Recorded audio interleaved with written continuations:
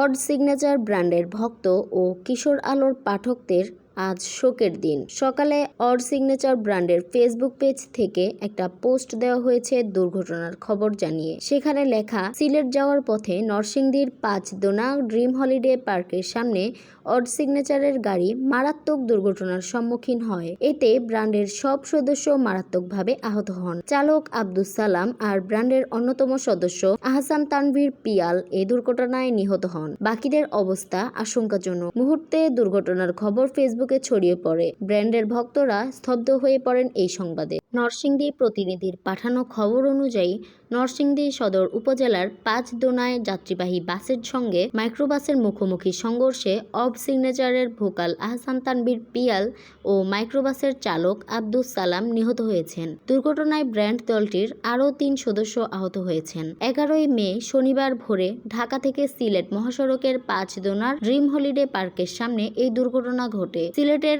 MC কলেজের একটি অনুষ্ঠানে গান গাইতে যাচ্ছিলেন তারা। দুর্ঘটনায় আহত হয়েছেন ব্র্যান্ডের সদস্য সাকিন, আকিব ও আমিতাভ। তাদের অবস্থাও আশঙ্কাজনক। পুলিশ ও স্থানীয় লোকজনের সঙ্গে কথা বলে জানা গেছে, ঢাকা থেকে ছেড়ে আসা মাইক্রোবাসটি সিলেটের দিকে যাচ্ছিল। অন্যদিকে সিলেট থেকে ছেড়ে আসা হানিফ পরিবহনের যাত্রীবাহী বাস ঢাকার দিকে যাচ্ছিল। ভোর ৫টার দিকে ঢাকা থেকে সিলেট মহাসড়কের ৫ দোনা এলাকার ড্রিম হলিডে পার্কের সামনে পৌঁছানোর পর গাড়ি দুটির মধ্যে মুখোমুখি সংঘর্ষ হয়। ঘটনাস্থলে নিহত হন মাইক্রোবাসের চালক আব্দুস সালাম ও তার পাশের আসনে বসা আহসান তানভীর পিয়াল। স্থানীয় লোকজন মাইক্রোবাসের ভেতর থেকে আহত ৩ জনকে উদ্ধার করে স্থানীয় হাসপাতালে পাঠান।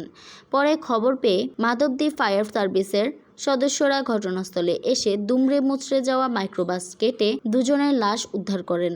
এর আগেই মাইক্রোবাসকে চাপা দিয়ে বাসটি পালিয়ে যায়।